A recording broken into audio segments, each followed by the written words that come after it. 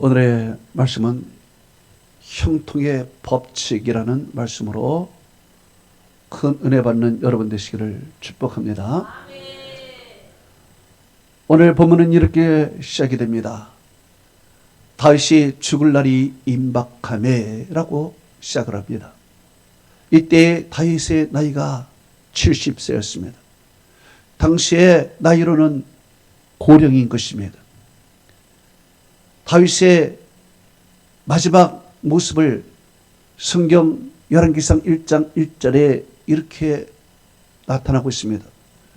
다윗 왕이 나이 많아 늙으니 이불을 덮어도 따뜻하지 아니한지라 그랬습니다. 여기에 이불을 덮어도 따뜻하지 않다라는 그때의 나이는 68세였습니다. 그러니까 다윗이 68세가 되어서 건강이 급속하게 나빠졌습니다. 기력이 급속하게 쇠해지게 됐습니다. 그리고 이제 일어나 거동도 할 수 없는 그런 시간이 된 것입니다. 아무것도 할 수 없는 다윗이 2년 동안을 거의 병상에서 누워있어 아무것도 하지 못하고 거동도 하지 못하고 기력이 쇠 있는 모습이었습니다. 그래서 나라를 다스리지 못하여 그 아들 솔로몬하고 2년 동안을 공동 통치를 하게 되는 것입니다. 이렇게 다윗의 마지막 모습을 보고 생각되는 것이 바로 죽음이라는 것입니다. 천하의 다윗도 죽음의 시간이 오는구나. 천하의 다윗도 기력이 쇠하고 거동도 하지 못하고 이불을 덮어도 따뜻하지 못하고 저렇게 하나님을 위하여 평생 산 사람도 이제 인생의 뒤안길을 걸어가면서 아무것도 하지 못하는 그런 사람이 되었구나. 참, 이 죽음에 대해서 다시 한번 생각하게 되는 것입니다. 다윗은 이 죽음을 준비하면서 두 가지를 준비하게 되는 것입니다. 먼저는 성전을 건축하는 준비를 하게 되고, 두 번째는 솔로몬이 책임을 다할 수 있도록 그렇게 유언하고 그렇게 뒤에서 받쳐주는 일을 하는 것입니다. 다윗은 젊은 날에 혈기왕성할 때 전쟁터에서 살았습니다. 나라를 넓히고 국방을 든든히 하고 그리고 나라의 기반을 확장하는데 자기의 젊음을 다 썼습니다. 이제 세월이 되어 68세가 되었습니다. 이제 기력이 쇠하고 거동을 하지 못하고 이불을 덮어도 따뜻하지 못하는 그러한 인생의 말년이 되었습니다. 이제 세상을 내려놓고 하나님 앞에 갈 시간이 다 된 것입니다. 그러면서 다윗은 생각합니다. 이제까지 내가 이렇게 살았는데 이제 하나님 앞에 갈 시간이 되었구나. 내가 하나님 앞에 가면은 내가 부끄러움이 없을까? 하나님이 나에게 무엇이라고 말씀하실까? 이런 생각을 하면서 나의 남은 생에 비록 2년의 남은 생이지만은 내가 하나님을 위해서 좀 무엇을 해야 되겠다. 내가 하나님에 대한 책임을 다한 것이 없지 않나 생각을 하면서 다윗은 신중하게 생각하며 그렇구나. 나는 하나님의 축복으로 이렇게 잘 살았는데 하나님의 성전을 내가 방치했구나 라고 생각을 하면서 그런 성전 건축을 준비합니다. 다윗은 이렇게 말했습니다. 사무엘하 7장 2절에 나는 백향목 궁에 살거늘 하나님의 궤는 휘장 가운데 있도다 그랬습니다. 그렇습니다. 나는 백향목 궁에 살았습니다. 그러나 하나님의 궤는 천막 가운데 있었던 것입니다. 이제 하나님 앞에 갈 때를 내가 생각하니까 이것이 너무 죄송스러운 것입니다. 하나님 앞에 내가 너무 죄송스러운 것입니다. 하나님을 잘 모시지 못한 것에 대한 죄책감이 든 것입니다. 그래서 그는 누워 있으면서 이제 그가 할 일은 성전 건축 준비를 하는 것입니다. 나라를 다스리는 것은 솔로몬이 하게 하되 이제 자기 자신은 남은 시간 얼마 남지 않은 시간은 하나님의 성전을 건축하는 일에 자기의 작은 시간을 다 쓰는 것입니다. 그래서 이제 성전 건축을 다 준비하고 재료를 다 준비를 했습니다. 그리고 이제 성전을 건축하려고 할 때 하나님께서 선지자를 통해서 다윗에게 말씀을 했습니다. 사무엘하 7장 11절에서 13절에 말씀했습니다. 너를 모든 원수에서 벗어나 편안하게 쉬게 하리라. 여호와께서 또 내게 이르시되 여호와가 너를 위하여 집을 짓고 네 수완이 차서 네 조상과 함께 누울 때에 내가 네 몸에서 날 네 씨를 네 뒤에 세워 그 나라를 견고히 하리라. 또 그가 내 이름을 위하여 집을 짓고 나는 그의 나라 왕위를 영원히 견고하게 하리라 말씀했습니다. 이 말씀은 다윗아 내 마음을 내가 받았다. 나를 위하여 내가 성전을 건축하려는 그 마음을 받았다. 그러나 너는 남은 생활을 편안하게 쉬어라. 편안하게 쉬어라. 그리고 내가 성전을 건축하겠다. 내 아들 솔로몬을 통하여 내가 성전을 건축하겠다. 너는 편안하게 쉬어라. 그리고 내가 그런 마음을 가졌으니 내가 참 기쁘다. 그래서 내가 너를 축복하마. 내 후손으로 하여금 영원히 네 왕위가 이어지게 하리라. 반드시 견고하게 하리라. 말씀한 것입니다. 다윗이 이 말을 듣고 아마 눈물을 흘렸을 것입니다. 하나님 죄송합니다. 내 남은 생에 정말 하나님을 위하여 이렇게 하지 못했는데 하나님 내 마음이라도 받아주시니 감사합니다. 아마 눈물을 흘렸을 것입니다. 다윗은 마지막 남은 시간을 하나님 앞에 쓰고자, 하나님을 위해 살고자, 하나님의 집을 짓고자 그렇게 그는 생각하고 일을 했습니다.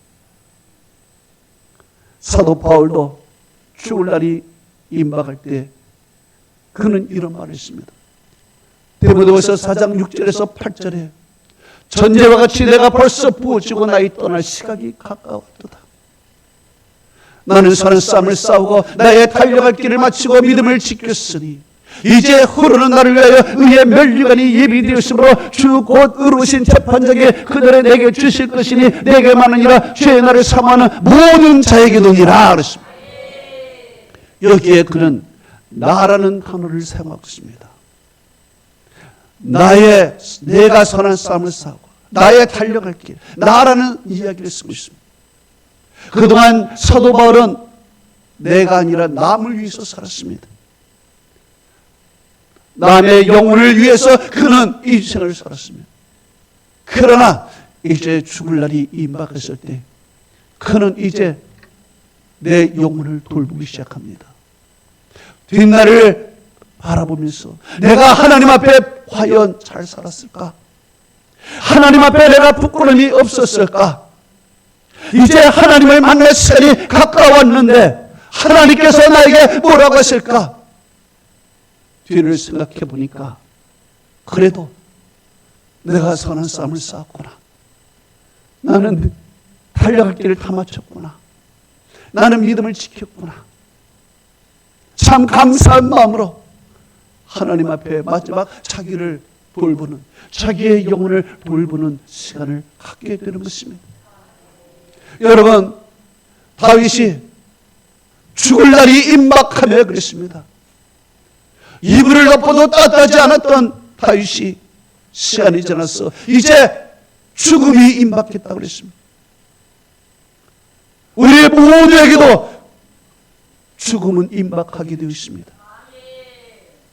이 죽음은 피할 수가 없는 것입니다. 이제 우리에게는 시간이 없는 것입니다. 남은 시간이 별로 남지 않았습니다. 이제 남은 시간은 우리의 영혼을 돌보아야 되는 것입니다. 내가 과연 하나님 앞에 부끄러움이 없었을까? 내가 하나님 앞에 가면은 하나님이 나에게 뭐라고 하실까? 우리는 이제 하나님 앞에 서야 할 준비를 해야 한다는 것입니다. 예수님께서는 마지막 십자가에서 이 세상에 남긴 마지막 말씀은 다 이루었다 했습니다. 하나님께서 나에게 주신 사명을 내가 다 이루었다라고 했습니다. 우리가 마지막에 남길 말은 무엇이겠습니까? 우리 주님 앞에 갈 때, 우리가 하나님 앞에 갔을 때 주님께서 우리에게 주신 사명을 내가 잘 감당하고 이루었습니다라고 우리가 얘기할 수 있는가? 그렇습니다. 우리에게도 시간이 없는 것입니다. 그러나 이 죽음이라는 것은 이 성도에게는 끝이 아니라는 것입니다. 이 죽음은 새로운 세상을 향한 문이 열리는 시간인 것입니다. 이제 하나님의 나라에 들어갈 관문이 되는 것입니다. 이제 하나님과 영원히 살 수 있는 그 시간 속으로 들어가는 그러한 문이 되는 것입니다. 그래서 고린도후서 5장 1절에서 2절은 이렇게 말하고 있습니다. 만일 땅에 있는 우리의 장막집이 무너지면 하나님이 지으신 집, 손으로 지으신 것이 아니요 하늘에 있는 영원한 우리의 집이 있나니 참으로 우리가 여기서 탄식함으로 하늘로부터 오는 우리의 처소를 돌리기를 간절히 사모하노라 그랬습니다. 이 말씀은 무슨 말입니까? 내 육신이 죽으면은, 내 땅에 있는 이 장막 육신이 죽으면은 하나님이 지으신 집, 영원히 죽지 않는 그러한 장막 그 육신을 우리 주님이 입혀주신다는 것입니다. 그 육신을 입고 우리는 주님의 나라에서 영생을 살아간다는 것입니다. 성경은 이렇게 말씀하고 있으면 요한계시록 21장 4절에 모든 눈물을 그 눈에서 닦아주시며 다시는 사망이 없고 아픈 것이나 애통하는 것이나 곡하는 것이 없으리니 처음 것들이 다 지나갔습니다. 이제 주님의 나라에서 우리는 주님이 입혀주시는 새로운 옷을 입고 사망도 없고 애통하는 것이나 곡하는 것이나 아픈 것이 없는 그 세상에서 주님과 함께 영생을 누리며 살아가게 될 줄로 믿습니다. 또한 두 번째로 다윗이 마지막 죽으면서 준비한 것은 아들 솔로몬이 바로 하나님 앞에 바로 설 수 있도록 이제 믿음의 유언을 하는 것입니다. 이제 하나님 앞에 믿음의 유언을 하는데요. 여러분, 이 세상에 정말 멋있는 부모가 누구일까요? 재산을 많이 물려주는 부모가 훌륭한 부모일까요? 아닌 것입니다. 믿음의 유산, 믿음의 유언을 남기는 부모가 참된 부모인 줄로 믿습니다. 탈무드에 이런 말이 있습니다. 물고기 한 마리를 잡아주면 하루를 살 수 있지만 물고기 잡는 법을 가르쳐주면 일생 동안 먹고 살 수 있다라고 이야기를 했습니다. 지금 다윗은 아들에게 물고기 잡는 법을 가르쳐주고 있습니다. 정치, 경제, 외교, 국방 이 기술을 가르쳐주는 것은 물고기 한 마리를 잡아주는 것에 지나지 않는 것입니다. 그러나 그는 이 물고기 한 마리를 잡아주는 것이 아니라 물고기 잡는 법을 가르쳐주는 것입니다. 시대는 변화를 걷습니다. 요동치는 것입니다. 정치, 경제, 국방, 외교 이런 것들은 시대가 바뀌고 세월이 요동쳤을 때 다 바뀌는 것입니다. 그러나 시대가 바뀌고 세월이 흘러도 바뀌지 않는 불변의 원칙, 하나님으로부터 복을 받는 불변의 형통의 법칙, 바로 이 법칙을 가르쳐주는 것입니다.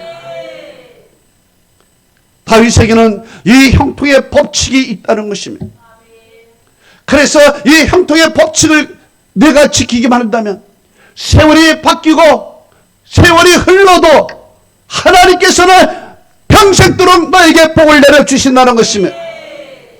그러면서 이 형통의 법칙, 불변의 법칙을 말하면서 다윗은 열왕기상 2장 3절에 이렇게 말하고 있습니다.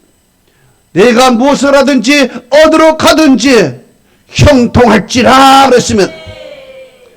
여기에 형통이라는 것은 번성하다, 성공하다는 뜻입니다. 바로 이 형통의 법칙을 지키면 내가 어딜 가든지 무엇을 하든지 너는 번성하게 될 거고 너는 반드시 성공하게 될 것이다. 이런 기술, 이런 기교를 배워봤자 시대가 흐르면 다 무용지물이 됐지만 이 원칙, 법칙 이거 하나만 널 지키면은 어떤 세월이 흘러도 하나님은 너에게 복을 내려주실 것이라는 것입니다. 네가 형통하게 될 것이라는 것입니다. 그러면 다윗이 말하는 그 형통은 어떤 형통인가? 그 형통의 법칙이란 어떤 법칙인가? 첫째로 형통의 법칙은 마음에 강한 자가 되라는 것입니다. 강한 자가 되라. 오늘 본문이 이렇게 말하고 있습니다. 열왕기상 2장 2절에 너는 힘써 대장부가 되고, 여기에 대장부가 되라는 것은 담대하고 강한 남자가 되라는 것입니다. 남자가 되라. Be strong, show yourself a man 그랬습니다. 강하고 진정한 남자가 되라. 이것이 다윗이 말하는 형통의 법칙입니다. 이 말을 할 때 다윗의 머리는 두 가지의 사건을 염두에 두고 있었습니다. 첫째로는 자기가 골리앗과 싸울 때인 것입니다. 우리 한국에서는 이런 말을 했습니다. 달걀로 바위를 치는 격이라 얘기합니다. 그러나 그 말을 서양에서는 어떻게 말합니까? 다윗과 골리앗의 싸움이다 그랬습니다. 이 말은 전혀 싸움이 되지 않는다는 것입니다. 상대가 되지 않는다는 것입니다. 싸워봤자 진다는 것입니다. 그러니까 다윗과 골리앗이 싸워봤자 다윗이 진다는 얘기입니다. 다윗이 이런 골리앗과 싸우기 전에 이런 말이 있습니다. 사무엘상 17장 32절에 이런 말이 있습니다. 그로 말미암아 사람이 낙담하지 말지니라 그랬습니다. 다윗은 알았으면 실패의 가장 원인은 낙담이라는 것입니다. 내 마음이 낙담이 생기면 내가 벌써 치고 나간다는 것입니다. 요즘 올림픽을 합니다. 올림픽 선수들이 경기를 하기 전에 화이팅을 외칩니다. 그리고 기선제압을 하는 것입니다. 그런데 알고 보면 누구에게 기선제압을 하는 것입니까? 자기에게 기선제압을 하는 것입니다. 왜? 상대방을 보고 내가 긴장이 되고 낙심이 되고 불안하면 지는 것입니다. 그렇기 때문에 선수들은 화이팅을 외치는데 그 화이팅, 그 기선제압을 자기에게 하는 것이며 자기의 마음을 먼저 정복하고 기선제압을 해야 이 몸에서 의학적으로 아드레날린이 나오고 말이에요. 초월적 힘이 나오는 것이죠. 성경은 이렇게 말하고 있습니다. 시편 42편 11절에 내 영혼아 네가 어째여 낙심하며 어째여 내 속에서 불안해하는가. 너는 하나님께 소망을 두라. 나는 그가 나타나 도심으로 말미암아 오히려 여전히 하나님을 찬송하리로다 그랬습니다. 다윗이 보기에 내 속이 낙심이 오는 것입니다. 상대방을 보고 나를 보니까 낙심이 와. 그리고 내 속에서 불안이 엄습해 오는 것입니다. 이대로 하다는 지는 것입니다. 그러니까 나를 향하여 명령하는 것입니다. 내 영혼아 네가 어찌하여 낙심하느냐. 네가 어찌 내 속에서 불안해하는가. 너는 하나님께 소망을 두라. 그러면 하나님이 나타나서 너를 도와주시리니 그때 네가 하나님을 찬송하게 되리라. 할렐루야. 바로 이 강한 면이 있어야 된다는 것입니다. 그래서 다윗은 강하십시오. 낙심하지 마십시오. 그러면 우리가 반드시 이깁니다. 그리고 나서 골리앗과 싸울 때 골리앗이 쓰러지는 것입니다. 그 이후로 골리앗이 이스라엘을 침범하지 못하고 이스라엘은 형통의 길로 가게 되었다는 것입니다. 그리고 다윗의 머릿속에는 누가 있을까요? 여호수아가 있었습니다. 모세가 죽자 여호수아는 낙심을 해버렸습니다. 불안해버렸습니다. 마음이 약해졌습니다. 앞에 가나안 정복을 두고도 왔다 갔다 하며 어쩔 줄 몰랐습니다. 불안해하고 낙심하고 있을 때 하나님의 말씀이 여호수아에게 임했습니다. 여호수아야 왜 낙심하느냐 하면서 하나님께서 여호수아에게 이런 말씀을 했습니다. 여호수아서 1장 7절에서 9절에 이 말씀을 했습니다. 오직 강하고 극히 담대하라. 내 종 모세가 네게 명령한 그 율법을 다 지켜가며 우로나 좌로나 치우치지 말라. 그 율법을 그리하면 네가 어디로 가든지 형통하리라. 그 율법을 내 입에서 떠나게 하지 말며 주야로 그것을 묵상하여 그 가운데 기록된 대로 지켜 행하라. 그러면 네 길이 평탄할 것이요 네가 형통하리라. 내가 명령한 것이 아니냐. 강하고 담대하라. 두려워하지 말고 놀라지 말라. 내가 어디로 가든지 네 하나님 여호와가 너와 함께하느니라. 여러분, 이 여호수아가 이 말을 듣고 용기를 갖게 되는 것입니다. 주님께서 오직 강하고 극히 담대하라 말씀하신 것입니다. 두려워하지 말고 놀라지 말라. 내가 어디로 가든지 내가 너와 함께하리라 말씀한 것입니다. 이 말을 듣고 용기를 얻고 마음이 강해져서 그 다음에는 모세가 하지 못했던 일까지 합니다. 바로 가나안 정복을 성공적으로 해내는 것입니다. 할렐루야. 놀라운 역사. 마음이 강하고 담대할 때, 낙심을 하지 않을 때, 이때 하나님이 형통의 문을 열어주신다. 여러분, 어떤 일을 만나더라도 낙심하지 마십시오. 내 자신을 주스를 일으키십시오. 하나님이 여러분을 강하게 만들어 주시며, 두 번째로 다윗이 유언한 형통의 법칙은 믿음의 길로 가라는 것이며, 성경은 이렇게 말하고 있습니다. 열왕기상 2장 3절에 네 하나님 여호와의 명령을 지켜 그 길로 행하여 그랬습니다. 여기 그 길로 행하라는 것은 믿음의 길로 행하라는 것이며, 다윗이 적군을 만났습니다. 정말 수많은 물이 엄습해오는 적군을 만났을 때 그때 그는 두려웠습니다. 그리고 인간적인 생각이 떠올랐습니다. 도망갈까? 아니면 믿음으로 맞설까? 그때 그는 이런 말을 합니다. 시편 18편 29절에 내가 주를 의뢰하고 적군을 향하여 달리며 내 하나님을 의지하고 담을 뛰어넘나이다. 적군을 향하여 올 때 그는 믿음으로 맞섰습니다. 믿음으로 맞서서 적군을 향하여 돌진하는 것입니다. 그러니까 수많은 적군들이 하고 멈춰야 하는 것입니다. 도대체 저 뒤에 뭐가 있길래 저가 저렇게 달려오는가? 멈춰버렸습니다.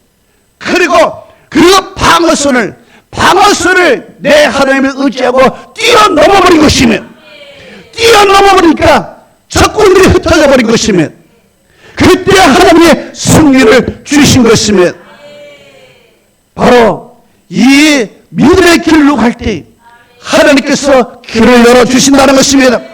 그 담을 뛰어넘을 수 있다는 것입니다. 어려움을 극복할 수 있다는 것입니다. 이렇게 솔로몬 아들에게 믿음의 길로 가라고 했는데, 사실 솔로몬이 뒤를 돌아보면 믿음의 길로 가지 않았습니다. 아버지는 믿음의 길로 가면 하나님이 너를 형통하게 해준다고 했는데, 솔로몬은 믿음의 길로 가지 않았습니다. 이스라엘 나라는 어떤 나라입니까? 신정국가인 것입니다. 신정국가라는 것은 하나님이 직접 통치하는 나라라는 것입니다. 그래서 이스라엘이 어려운 일이 있어도 절대로 하나님을 믿고 나가야지, 주변의 나라를 의지하고 도움 달라고 해서는 안 되는 것입니다. 그래서 이스라엘은요, 어떤 일이 있어도 하나님만 의지하고 나가는 것이 이스라엘이 가야 할 길인 것입니다. 그래서 이스라엘은 애굽도 의지하지 말라, 아수르도 의지하지 말라, 사람도 의지하지 말라, 귀인도 의지하지 말라 하는 것입니다. 시편 146편 3절에서 5절은 이렇게 말하고 있습니다. 귀인들을 의지하지 말며 도울 힘이 없는 인생도 의지하지 말지니 그의 호흡이 끊어지면 흙으로 돌아가서 그날의 그의 생각에 다 소멸하리로다. 야곱의 하나님을 자기의 도움으로 삼며 여호와 자기 하나님에게 자기의 소망을 두는 자는 복이 있도다. 할렐루야. 그렇습니다. 야곱의 하나님께 소망을 두는 자, 그 사람이 하나님이 도와주시는 것입니다.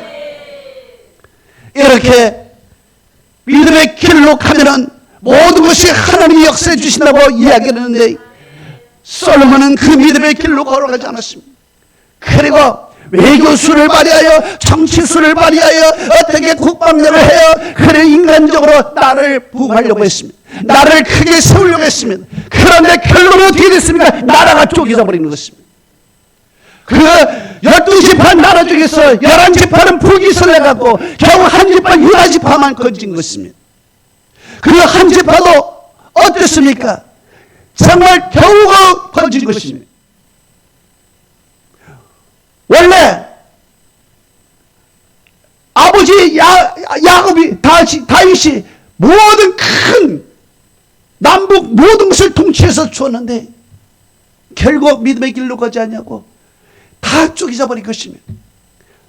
성경이 이렇게 말하고 있습니다.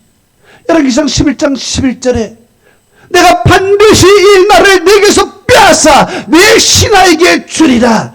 그러나 내 아버지 다윗을 위하여 내 시대에는 일을 행하지 아니하고 내 아들의 손에서 빼앗으리라 그랬습니다. 결론은 어떻게 됐습니까? 믿음의 길로 가지 않으니까 빼앗겨버린 것입니다. 갈라져 버린 것입니다. 망해버린 것입니다. 이것이 믿음의 길로 가지 않은 결과인 것입니다. 그래서 이스라엘은 남북으로 갈라지는 불행한 역사가 믿음의 길로 가지 않아서 그런 것입니다. 여러분은 어떤 일이 있어도 믿음의 길로 걸어가시기 바랍니다. 그러면 하나님이 도와주십니다. 하나님이 길을 열어주십니다. 적군이 와도 그 적군을 향하여 돌지 않는 믿음을 가지시기 바랍니다. 담이 있어도 뛰어넘는 믿음을 가지시기 바랍니다. 그러면 하나님께서 형통의 법칙 속에서 형통한 길로 인도해 주실 줄로 믿습니다. 마지막 다윗이 말한 형통의 법칙 세 번째는 말씀 중심의 삶을 살라는 것입니다.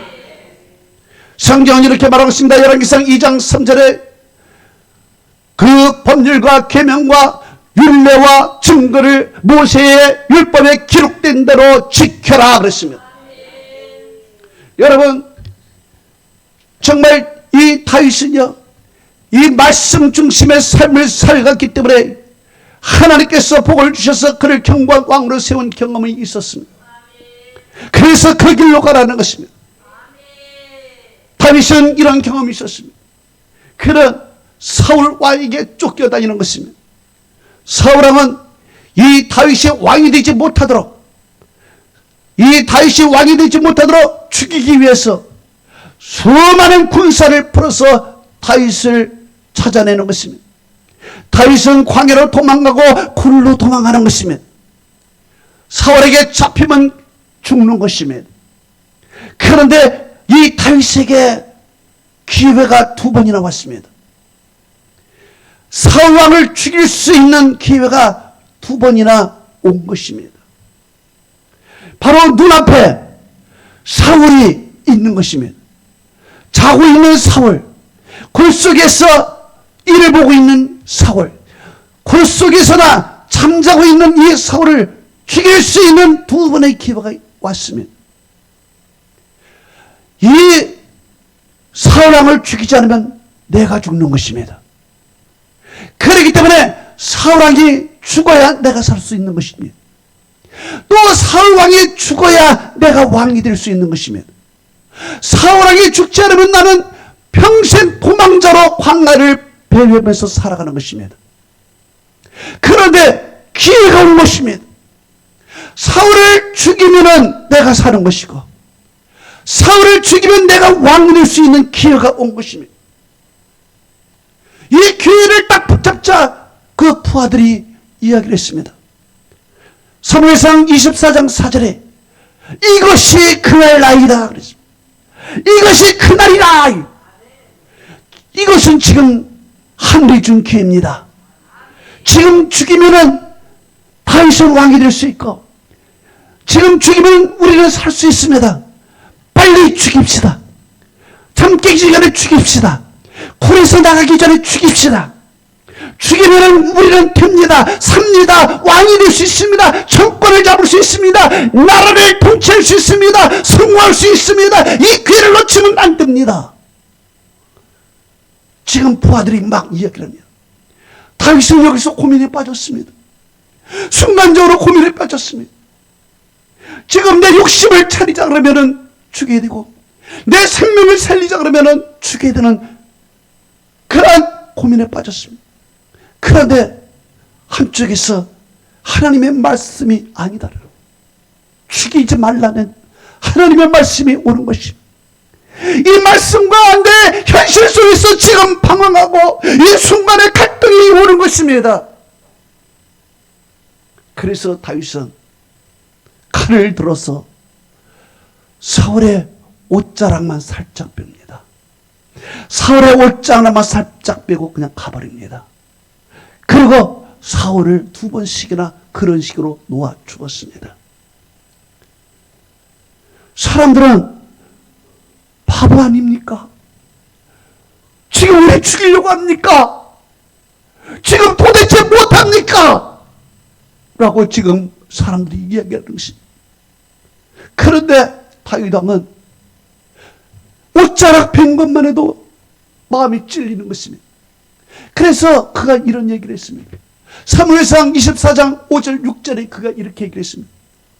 사울의 옷자락으로 배읍으로 말미암아 다윗이 마음이 찔려 자기 사람에게 이르되 내가 손을 들어 여호와의 기름 부음 받은 내 주를 치는 것은 여호와께서 금하신 것이니 이는 그가 여호와의 기름 부음 받은 자가 됨이니라.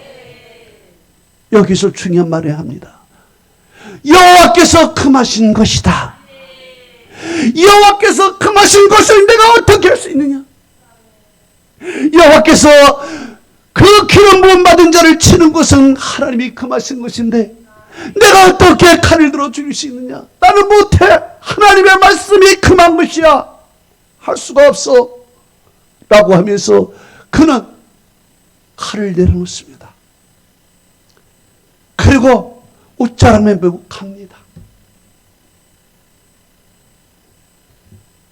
하나님의 말씀 때문에, 하나님의 말씀 하나를 실천하기 위해서 자기의 생명까지 내놓고 자기의 성공가도 다 내놓고 하나님 말씀 하나 붙들기 위해서 그는 다 내려놨습니다. 그런데 결론이 어떻게 됐습니까? 하나님께서 정리해 주셨습니다. 하나님께서 정리해 주셔서 다윗이 칼로 찌르지 않아도 사울이 스스로 칼로 찌르는 자살을, 성경 최초의 자살을 행한 사람입니다. 스스로 목숨을 끊어버렸습니다. 그리고 하나님께서 다윗을 왕으로 세워주셨는데 어떤 왕이 됐습니까? 가장 존경받는 왕, 가장 존귀한 왕, 가장 권세가 있는 왕, 가장 부한 왕으로 하나님이 높여주신 것이니 말씀 중심의 삶을 사니까, 하나님이 금하신 것을 안 하는 말씀의 중심의 삶을 사니까 하나님의 그 인생을 책임져 주신 것이니 결론을 맺습니다.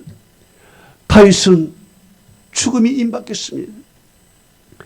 다윗 같은 하나님의 사람도 2년 동안 기력이 세고 거동을 하지 못하고 이불을 덮어도 따뜻하지 못하고 침상에서 누워 수발을 받고 있는 다윗의 모습을 보면서 하나님의 백성도 이럴 수가 있구나. 하나님을 위하여 평생 살아온 사람도 마지막에는 평생에 누워 아파할 수 있겠구나. 정말 위로의 말씀입니다. 그리고 그 평생 가운데서도 그는 하나님을 생각하고 천국 갈 생각을 하니 정말 내가 뒤로 돌아보니 내가 하나님 앞에 부끄러움이 없는가? 나의 영혼을 살펴봅니다. 그렇구나. 하나님이 나를 축복해 주셔서 나는 백향목궁에 거하거늘 하나님의 꾀는 성전 휘장 가운데 있구나. 내가 너무 못쓸 짓을 했다. 내가 하나님 앞에 너무 못쓸 짓을 했다. 너무 죄송하다.